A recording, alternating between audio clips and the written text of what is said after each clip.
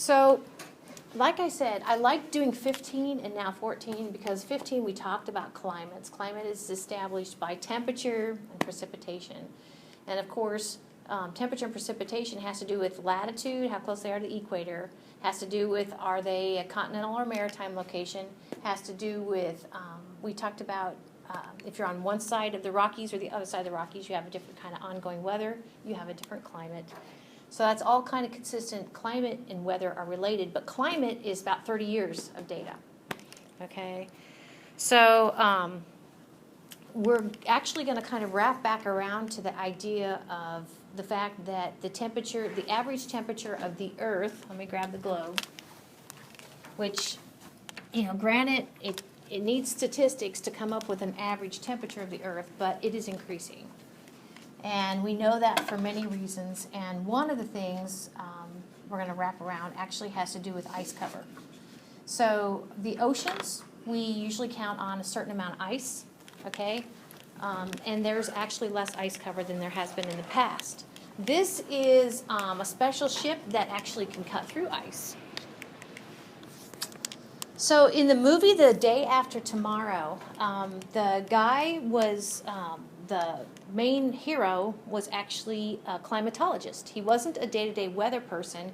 He was like a 30-year average climate change sort of person.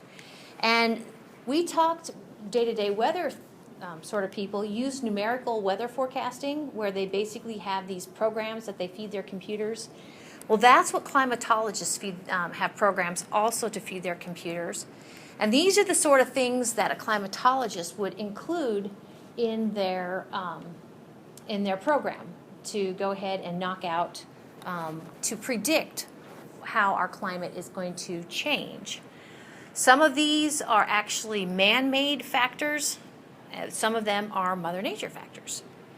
Okay, so all of these, and there are quite a few, would need to be somewhere in that program to anticipate if our climate is changing, what our climate is going to change to. This actually is kind of related to that previous thought. It kind of shows in one picture a lot of different things. Clear back in Unit 1, we talked about the biosphere, so that could be like life, right? That would be the trees and the ducks. We talked about the hydrosphere, that would be the water, okay? Water in the lake, water in the air, water vapor. We talked about the geosphere, that would be like the solid earth, okay? We're adding another one here called the cryosphere. I don't know if you can kind of look, they look like snow-covered mountaintops. So that actually is an element in climate as well.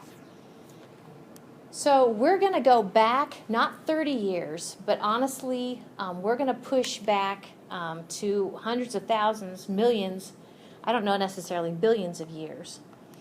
And we're going to use something called proxy data to do that. What were the climates like, you know, thousands of years ago? What was the Earth like in its different locations, you know, hundreds of thousands, millions of years? Okay, we have to use what's called proxy data, and I'll kind of show you some examples of proxy data. But basically, it's indirect, and we understand what previous climates were. You may not be familiar with this convention, BYA. It stands for billions of years ago. So one of the things we study in astronomy was that actually the Earth, well, the sun kind of settled down 4.6 billion years ago. And so ever since the sun settled down 4.6 billion years ago, the planets, including Earth, have kind of had to do their own thing. Okay? So we'll be using proxy data. An important, I'm going to show you a little bit about these two forms of oxygen. Of course, O is the symbol for oxygen. Most oxygen, quite frankly, is like this. This one over there on the left. Okay, most oxygen looks like that. The difference between the two is this one. If you can see, one is 16, one is 18. The 18 has 2 extra neutrons. The symbol for neutrons is a symbol N with a little superscript neutral. So the oxygen 18 has 2 extra neutrons. And this other one is most common, the oxygen 16. But my point is, and what your author would talk about, is the relative amounts of those, the special form, the special form, the oxygen 18, and the normal form, the oxygen 16. The special amounts that are present in our precipitation, or I should say in past precipitations, and for instance, the little sea critters on the ocean floor, when they're incorporating oxygen into their bodies, which oxygen they had access to, that stuff can be preserved and can tell us a story about past climates. Okay? So, the thing about the sea floor instead of the river floor is the sea floor, if you get out from away from the coast, your sea floors are basically undisturbed. If you've ever kind of watched those documentaries that look at cute little critters in the seas, as you get down at lower levels near the bottom of the ocean, actually it's very undisturbed. And so since they're undisturbed, and we're actually going to see a rig here that looks like an oil rig. If this is the bottom of my sea floor, okay, and this is way up high, there's my rolling ocean. What this rig does basically is go down and drill down and get a plug of the sea floor. And they bring it up and they look at it. It's kind of like the same, we do the same thing with ice cores, but actually this is ocean sediment. And so what they do is, this is the youngest, okay, and this is the oldest circumstances. Like I said, you could have critters there, you know, small animal life, that sort of thing. So depending upon what is in the youngest, we get a sense for what sort of organisms thrived. And of course, different organisms thrive based upon different temperatures. So this then is going to introduce again those two types of oxygen. Oxygen 16, the normal oxygen, and the special oxygen, oxygen 18. So I don't have a test question that gets down to the nitty-gritty, like which is which and blah, blah, blah. But what I want you to know is that looking at the amounts of these two forms of oxygen, we can understand temperature in the past.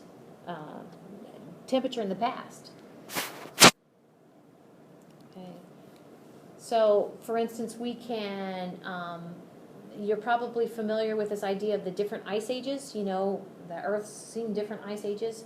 And by looking at the ratio, the amount of those two different types of oxygen, we can understand when those ice ages occurred. And we actually have a slide coming up to kind of show you ice ages. So this is that rig that looks like an oil rig I was telling you about, that goes down kind of like a claw and gets a nice core sample that can be brought up for scientific purposes and to understand what sort of critters there were. And one of the things they can do is test for oxygen isotopes. Those are called isotopes ratio. So kind of similar to the ocean sediment core that I just showed you, another place that's undisturbed would be the ice sheets at the poles, the North Pole and the South Pole. So again, this is like the movie The Day After Tomorrow. They were getting an ice core sample to understand what past climates were all about. One of the cool things with ice cores, though, is that in addition to, I don't know if there'd be necessarily critters to look at, but they actually trap gases that were in the atmosphere back that long time ago. So one of the things too that can show up in a segment of the ice core is if basically there was a volcanic activity that spewed ash, you're going to see that as a layer. So here coming up, this is Proxy data, right? Okay. Here coming up, we're going to actually look at the concentration of carbon dioxide in the Earth's atmosphere way back when, definitely before there were human beings, before there was anybody on the Hawaiian island to monitor carbon dioxide. But this is the source, one of the sources of getting at that carbon dioxide, are these ice cores. So there we go. Ice cores. Brr. I don't know if that room down at the lower right looks cold, but it would be cold. So you can imagine, you see that guy in a clean suit, definitely don't want any contamination. These would be precious samples. So this is the first of many graphs that we're going to look at, and sometimes they're a little bit different. This is looking at the temperature the changes in temperature.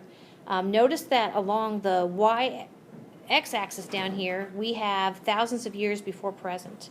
So for instance, that 0 is now. This 5 is 5,000 years before. So this is 5,000 years ago. Okay, this would be 10,000 years ago. 30,000 years ago. But 30,000 years ago isn't still touching the 4.6 billion years that the Earth's been kind of solidifying since the sun turned on. But when we talk about temperatures warming, okay, this is part of it, temperatures warming.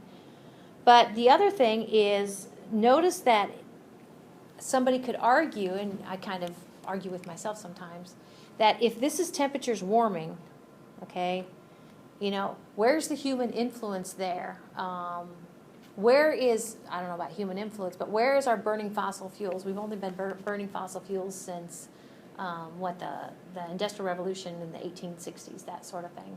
I have a different graph coming up to show you that. But you can definitely see there's some play in the warming and the cooling of the Earth.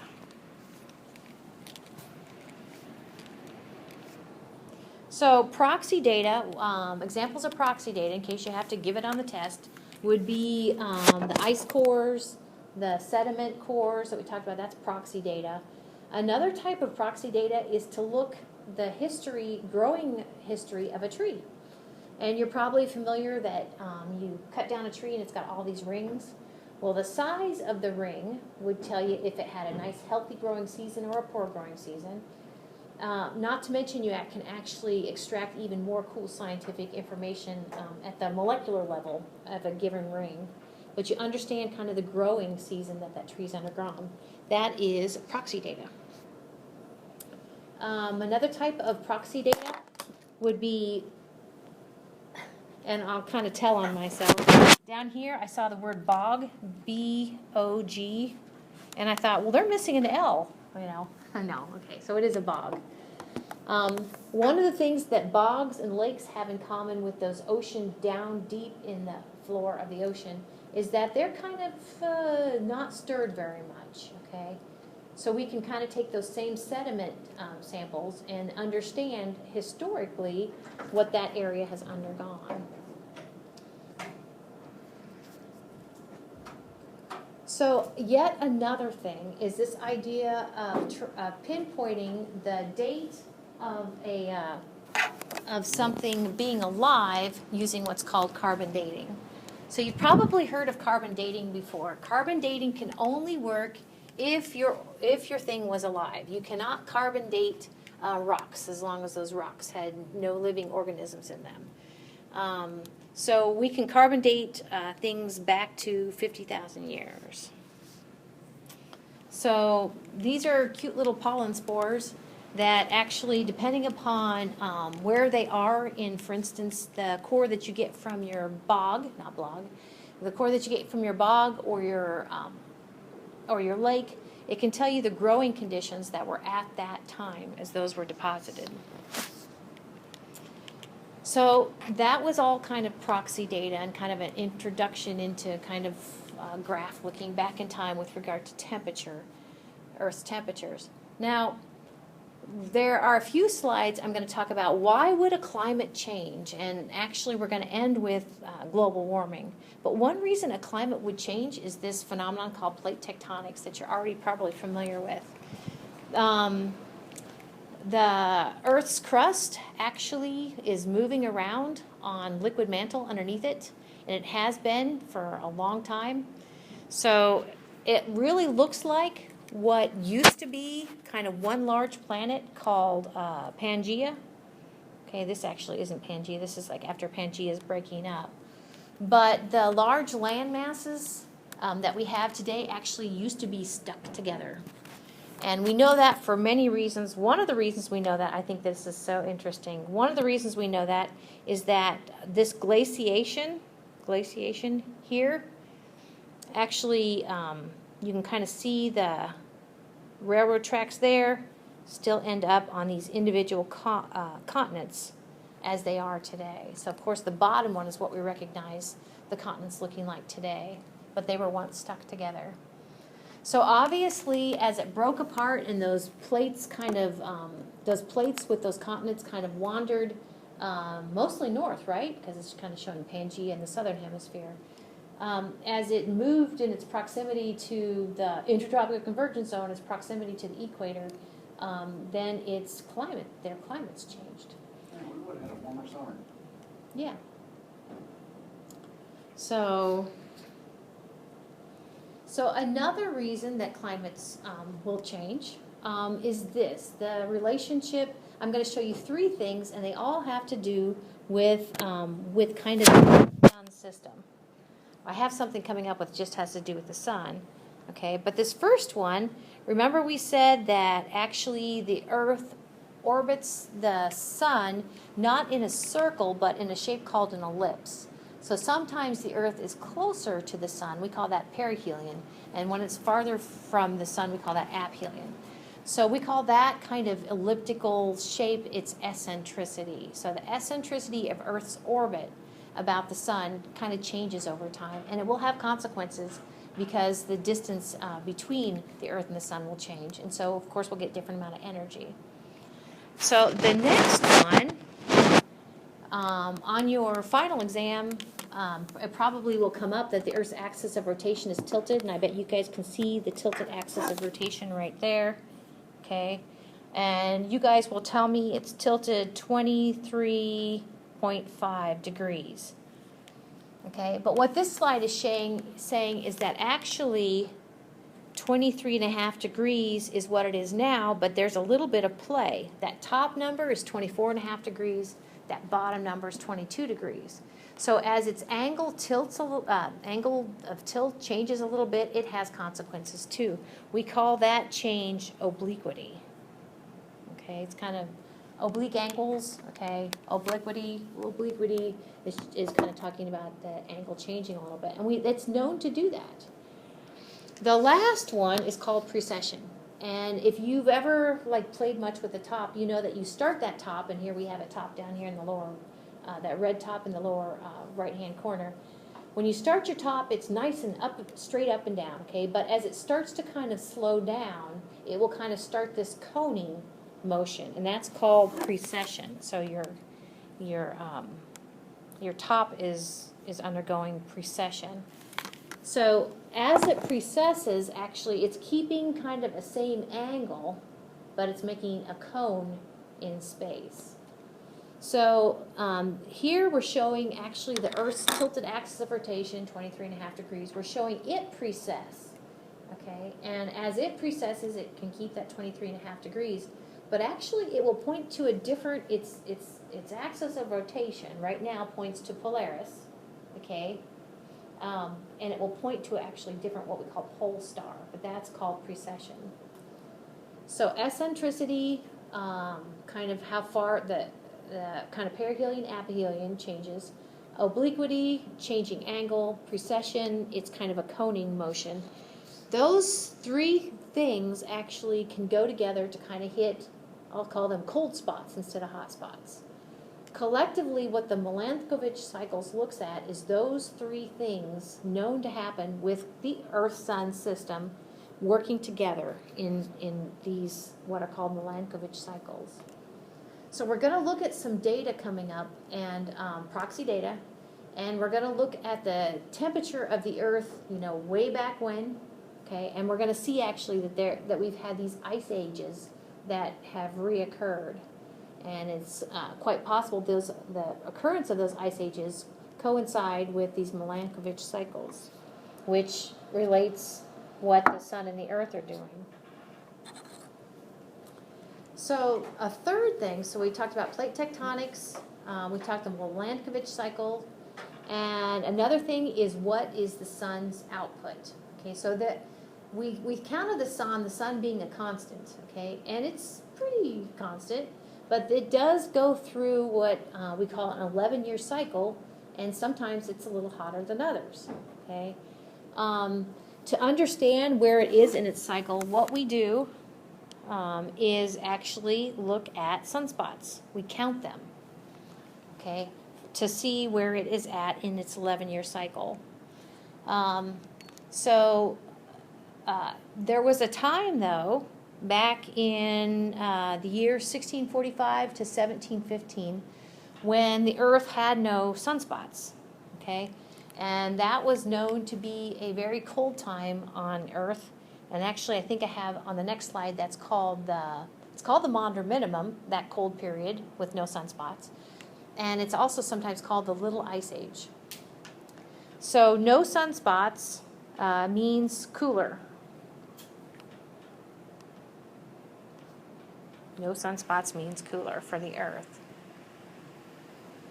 So is it possible that it can happen again? Yeah, so there it is right there. So here we go. This is the Maunder Minimum. And along the y-axis, we have number of sunspots. Okay, so if you're counting sunspots, hard time to count them, that's 75 years. It was notably colder on Earth. Okay. But otherwise, aside from the Maunder Minimum, you can start to kind of get...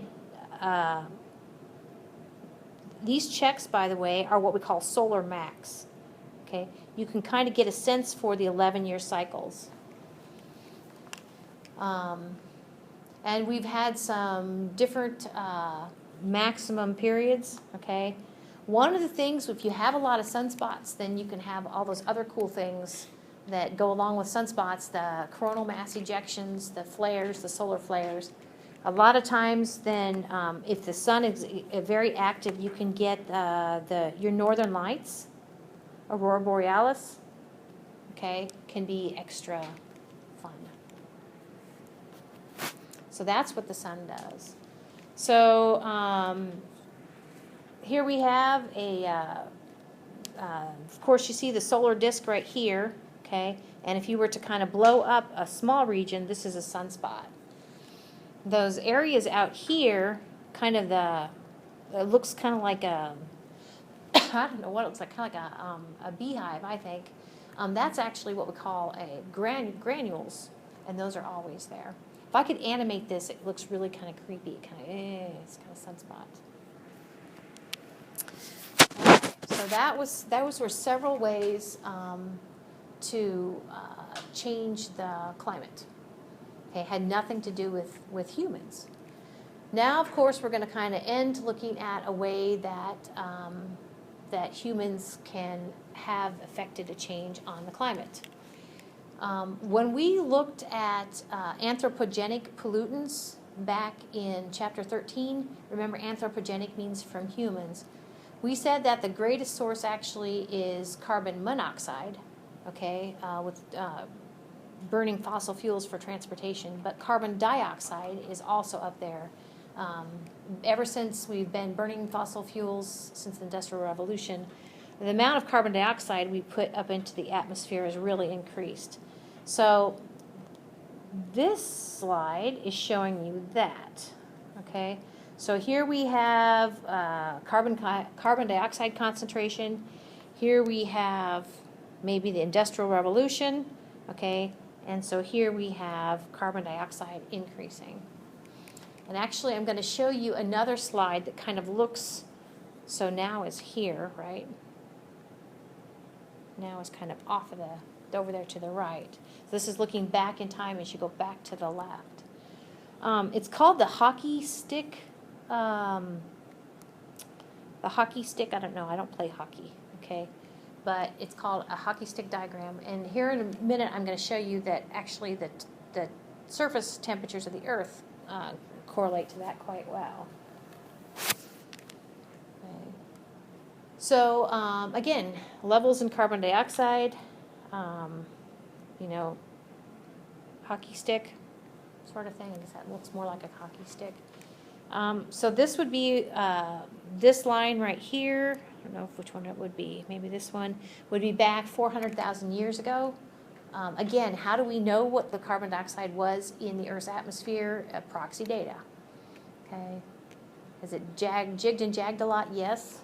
But has it done this? No.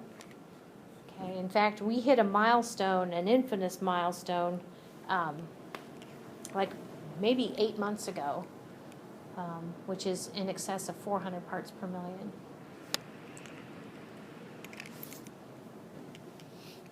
So, again, carbon dioxide, where does it come from? Well, its primary source is actually transportation, personal transportation. Okay? Each one of these, like the 8900, the 1000, the 8800, the 17000, if you look at them, they are kind of by different amounts. So, for instance, the pretty yellow car, okay, that is per week, okay, and this one up here, the top one, you know, it has a picture of a house, that's 8,800 pounds of CO2 per month, okay. So if you scale up the almost 9,000 pounds put out by that pretty yellow car times 4, that's kind of what you have per month. So a lot of carbon dioxide going out burning fossil fuels. So here is, actually I'm going to show you even another one, but this is looking at temperature of the Earth, okay? This would be nowish, and this is going back in time. Okay, so this is what is alarming, this trend to increase. It has consequences for, has all sorts of consequences. So, kind of on a graph, this one is actually on a graph, not on a graph, but on a map. So the way you look at this is the red hot is warming temperatures, 4.7 degrees Celsius. Of course, anything that is kind of white or blue, that's actually cooling temperatures. You can already see in the northern hemisphere, we definitely have more warming than in the southern hemisphere.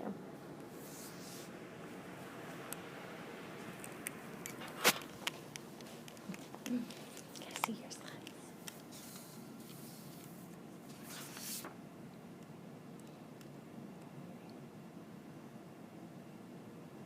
Thank you.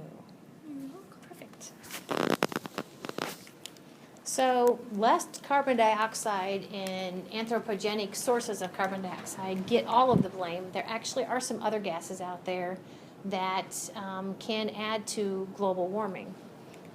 Methane, but notice that these sources of methane are actually related to human activity too. Fertilizers in farming produce greenhouse gas. CFCs, of course, we're not using those anymore, but also act to warm the atmosphere.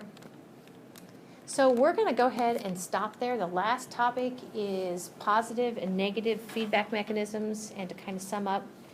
So we'll just leave that for Wednesday.